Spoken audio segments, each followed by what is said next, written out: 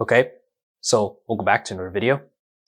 So here we have an improper integral we want to calculate, and that is, so this is the first time for this channel and probably for you guys as well, of SGN of sine of e to the power x dx. So the abbreviation SGN is actually what's known as the sine function or the sigma function, where this is a piecewise function that is composed of 3 different values for all the real numbers x.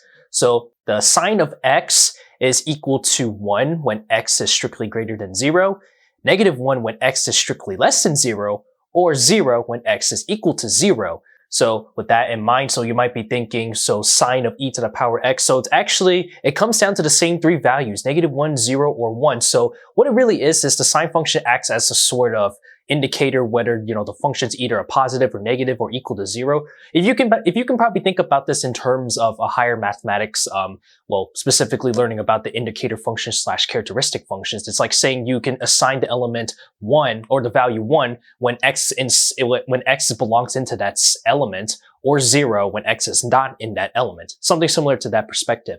So with this in mind, it's actually 1, 0, or -1, but we also have to keep in mind that our input sine of e to the power x has to follow those strict conditions. So as you see from this graph over here, the sine function of sine of e to the power x, actually, for one, our input is, of course, a bounded function from -1 to 1, and it oscillates very fast as you increase progressively towards, infinity, where the cycle actually, gets shortened down by a lot. So with this in mind, if you think about the sine function of taking that input, so of course this is piecewise function of everything that is just a constant interval from between positive, then negative, positive, negative, so on and so forth. As you see, it just oscillates back and forth. So what we're looking at is, what we're calculating is, as you can tell, that it's a bunch of infinite rectangles, but as we progress, the width of those subintervals from when they become negative or positive gets shorter and shorter, or smaller and smaller. So, one might guess that it might have to go towards infinity for that situation, but I will say that it's not divergent. It does come down to a nice value.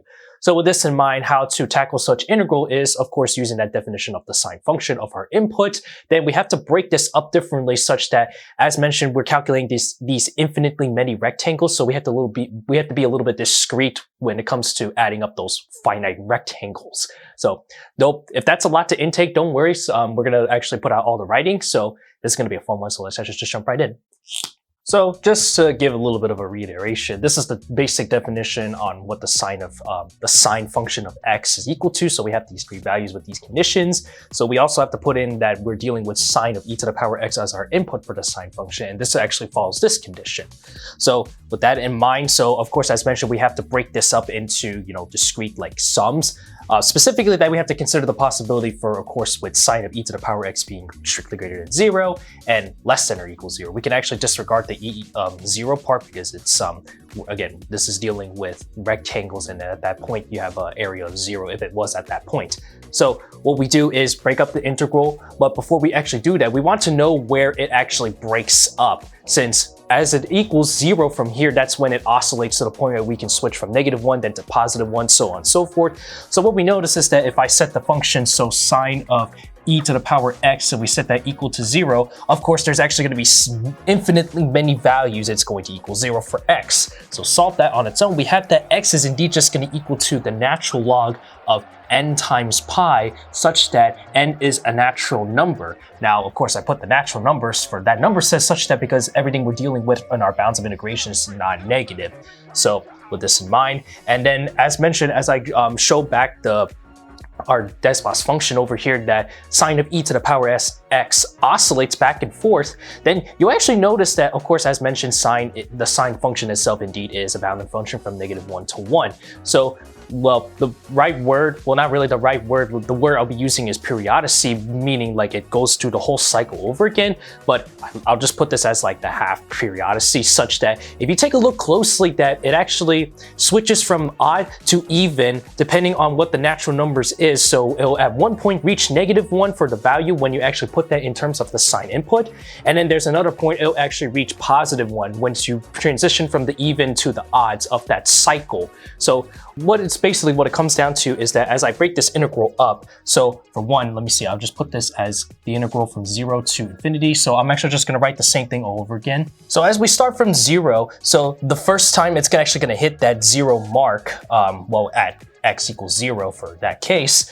So for this equation over here, then it actually, the first thing it hits is actually at ln of pi. So we actually just start from 0 to ln of pi. And as you see that it's actually just going to be positive 1 once you take that sine function of our input over there. So this is actually just going to be 1 dx.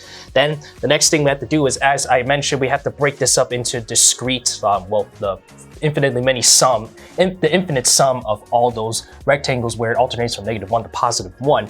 So what it comes down to is, so I have a plus and then infinite sum starting at n is equal to 1. So as mentioned, when it actually depends on the even or the odds of those periodicities of those half cycles. So what this is that for one, that we have that the bounds from ln of 2n pi, that's our bottom, and then on the top we have ln of 2n plus 1 pi. Okay, so as you see that it actually goes from the even to the odd terms, and what that is that actually becomes the positive value of just 1, so that becomes 1 over here.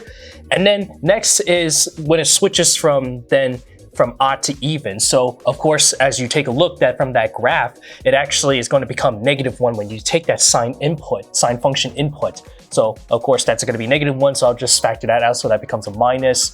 And then our bound becomes ln of 2n pi for the top bound, and then ln of 2n minus 1 times pi. And then of course this is just dx. Okay, so we get a pretty basic idea on how we're going to integrate this. So let me actually just box what we have, that we're actually what the whole takeaway of this integral that we're actually going to be calculating with. So with that being the case, this is actually a lot easier to work around with, because what it comes down to is that for one, because everything is just in terms of our integrand is just 1 or -1, that's a pretty easy antiderivative to find. It's actually just going to be x, and then you just evaluate from your bounds. So I'm just going to call this capital I being the entire integral from over here. So this equals I, and so what we have now is that the first part of our integral over here, that's actually just going to be ln of pi minus 0, actually, after you plug in for x from that antiderivative. So that's ln of pi. And then next is just calculating, just doing the same thing all over again. So now it's going to be plus the infinite sum at n is equal to 1. So what we have is that this minus this, so ln of 2n plus 1 and times pi, then subtract ln of 2n pi. Okay, so I'm going to move this to the next line. So then subtract again, so that means this is going to be ln of, this is the same thing, so 2n pi, and then that just changes that to a positive, so ln of 2n minus 1 times pi. Okay, and then we close that off. So what we have now is, if we can simplify this even further, we can actually just use the basic of natural law properties. So ln of pi, then add this with the infinite sum at n is equal 1. ln, so of course we just, when it comes to everything in terms of addition and subtraction of natural logs, we have convert that back into a single natural log, and that means everything in that input is multiplication and division of that input. So putting this together, so I have now, let's see, plus plus, so then I'll put pi square and multiply 2n plus 1 times 2n minus 1. Then on the bottom is minus minus, so that means same thing, so that's going to be pi square, and then 2n, so quantity square. Simplified this, so ln of pi, then add this, the infinite sum at n is equal 1 of ln of, so the pi squared cancel, multiply all this out, so that's actually going to be 4n square minus 1 divided by 4n square. And then using a bit of continuity with the sums of the natural logs, we can actually write this in terms of a product series, the natural log of the product series. So plus the, I meant to write the ln. So I have ln, and then the product series, the infinite product series, n is equal 1 of 4n square minus 1 divided by 4n square. Okay, and this is actually a very interesting representation that this is actually, well, the inverse Wallace product. So, well, I say inverse because technically 4n squared divided by 4n squared minus 1 is actually supposed to yield out pi divided by 2, but we just changed, it's just flipped the other way around, so it's actually just taking the inverse, which we know that indeed that's just going to be, so ln of pi, and then add this with ln of 2 divided by pi, and we can finally finish off and simplify even further. We have ln of pi minus or plus ln of 2, and then subtract ln of pi using the logarithmic properties, therefore simplifies down to the final answer of just simply ln of 2.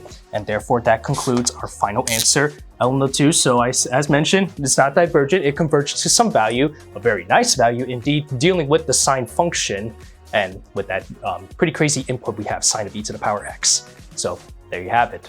So yeah, that's pretty cool if you ask me.